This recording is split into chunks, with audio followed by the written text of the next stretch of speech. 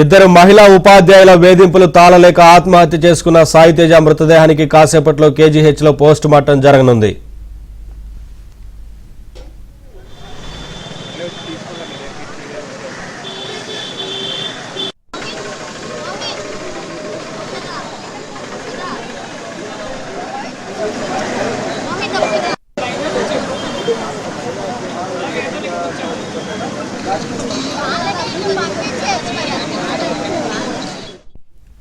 విశాఖలోని సమతా కాలేజీ ముందు విద్యార్థి సంఘాల ఆందోళనతో పరిస్థితి ఉద్రిక్తంగా మారింది. మహిళా అధ్యాపకుల వేధింపులు తాళలేక ఆత్మహత్య చేసుకున్న స్టూడెంట్ కుటుంబానికి న్యాయం చేయాలంటూ వారు డిమాండ్ చేస్తున్నారు. ఇదే అంశానికి సంబంధించి మరింత సమాచారం మా ప్రతినిధి నాయుడు అందిస్తారు. నాయుడు, విద్యార్థి సంఘాల నాయకులు ఏం చెప్తున్నారు? పెద్ద ఎత్తున నిరసన వ్యక్తం చేస్తున్నట్లు తెలుస్తా ఉంది కదా, ఏంటి అప్డేట్స్? నవీన్, నిన్న విశాఖలో ఉన్నటువంటి సమతా కళాశాలకు చెందినటువంటి విద్యార్థి సాయితేజ ఆత్మహత్య చేసుకున్నాడు ఇంట్లో. అయితే ఆత్మహత్య చేసుకోవడానికి ఇద్దరు మహిళా అధ్యాపకులు కారణం అని చెప్పి విద్యార్థి సంఘాలు వీళ్ళు కూడా ఆందోళన చేస్తున్నటువంటి పరిస్థితి. నిన్న వీళ్ళంతా కూడా ఇక్కడ ఆందోళన చేసినటువంటి పరిస్థితి. మృతదేహాన్ని కేజీహెచ్కి తరలించారు. ప్రస్తుతం పోస్ట్ మార్టం ప్రక్రియ కొనసాగుతుంది. అయితే ఆ కుటుంబానికి న్యాయం చేయాలి, సో జస్టిస్ కావాలంటూ విద్యార్థులంతా కూడా ఇప్పుడు ఆల్రెడీ ప్రస్తుతం అంతా కాలేజ్ ముందు కూర్చొని ఆందోళన చేస్తున్నటువంటి పరిస్థితి. ప్రస్తుతం విద్యార్థులు ఇక్కడ ఉన్నారు. వాళ్ళు ప్రధానంగా ఏం డిమాండ్ చేస్తున్నారు ఏంటో వాళ్ళతో మాట్లాడదాం. సో ప్రధానంగా డిమాండ్ ఏంటమ్మా, మీరు ఏం కావాలని అడుగుతున్నారు? సో వీళ్ళంతా చూడొచ్చు ఆల్రెడీ. సో ఖచ్చితంగా మీ ఆల్రెడీ స్నేహితులు ఉన్నారు సార్, ప్రధానంగా ఏం డిమాండ్ చేస్తున్నారు? ఇప్పుడు అతను జస్టిస్ కావాలి.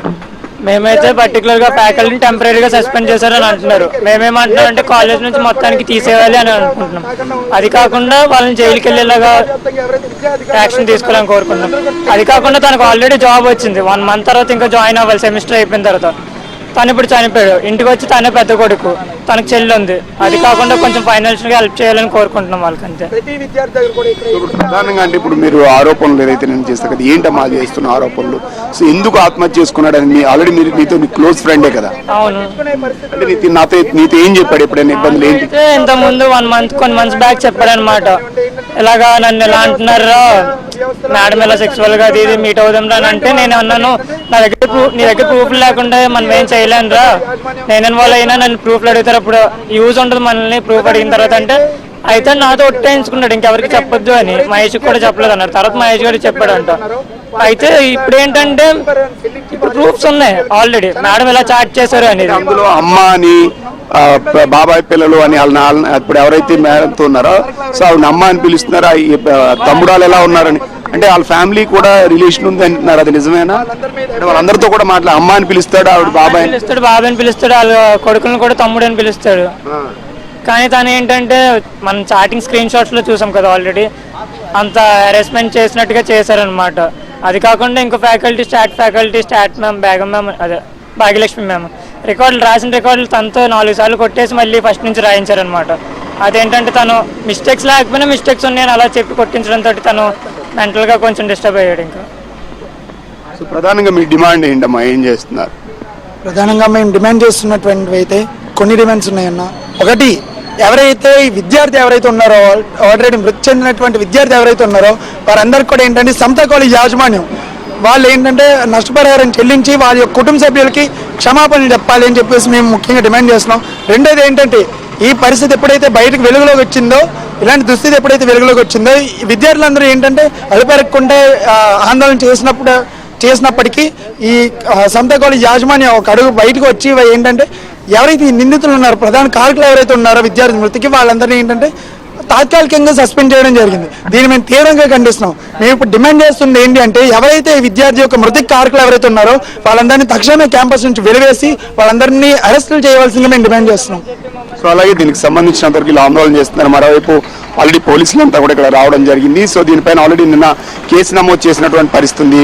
సో ఏం జరిగింది ఏంటనే విషయాలపై పోలీసులు కూడా ఆల్రెడీ ఎంక్వైరీ నడుస్తుంది. ప్రస్తుతం ఇక్కడ ఏసీపీ గారు, మిగతా ఉన్నతాధికారులు కూడా, పోలీసు అధికారులు కూడా ఇక్కడే ఉండడం జరిగింది. సో ఏం జరిగింది ఏంటనే విషయాలని ఆల్రెడీ సో ఏసీపీ గారు ఉన్నారు, ఆయన్నే అడిగి తెలుసుకునేటువంటి ప్రయత్నం చేద్దాం. ఇప్పుడు అది ఏం జరిగింది ఏంటనేది ప్రస్తుతం విద్యార్థి సంఘాలు వీళ్ళంతా కూడా ఇక్కడ ఆందోళన చేసినప్పటికీ నేను ఆల్రెడీ దీని మీద ఎఫ్ఐఆర్ నమోదు చేశారు. కేసు కూడా ఇన్వెస్టిగేషన్ ఉందని తెలుస్తుంది.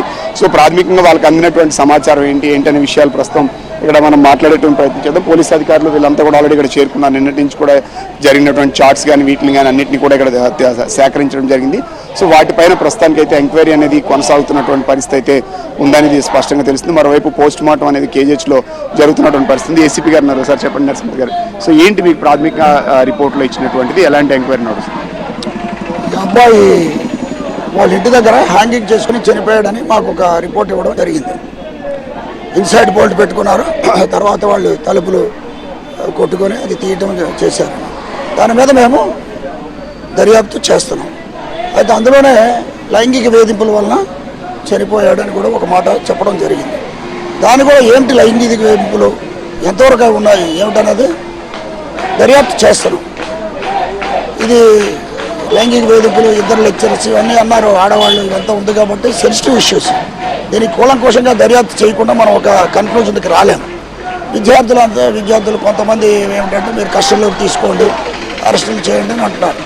దర్యాప్తు మనం పూర్తిగా చేయకుండా తొందరపడేది చేయకూడదు అనేది మా ఆల్రెడీ దీని మీద ఎఫ్ఐఆర్ నమోదు చేశారు. ఎఫ్ఐఆర్ నమోదైంది. రాత్రి వాళ్ళకి ఎఫ్ఐఆర్ కాపీ ఇచ్చాము. ఇప్పుడు ఇంక్వెస్ట్ అవుతుంది కేజీహెచ్లో, పిఎం అవుతుంది. దర్యాప్తు చేస్తాము. ఈ సాక్షులు అంతా అప్లోడ్ చేస్తున్నాము, అంతా వీడియోగ్రఫీ చేస్తున్నాము. మేమేమి మార్చేయలేము. ఫోన్లు మళ్ళీ ఎఫ్ఎస్ఎల్కి పంపించాలి, ఫోన్లో నుంచి మెటీరియల్ ఏముందని రిట్రైవ్ చేయాలి. ఇవన్నీ కూడా మనం దర్యాప్తులో భాగంగా దర్యాప్తులో వచ్చిన తర్వాత మేము ఆ చర్య తీసుకుంటాం.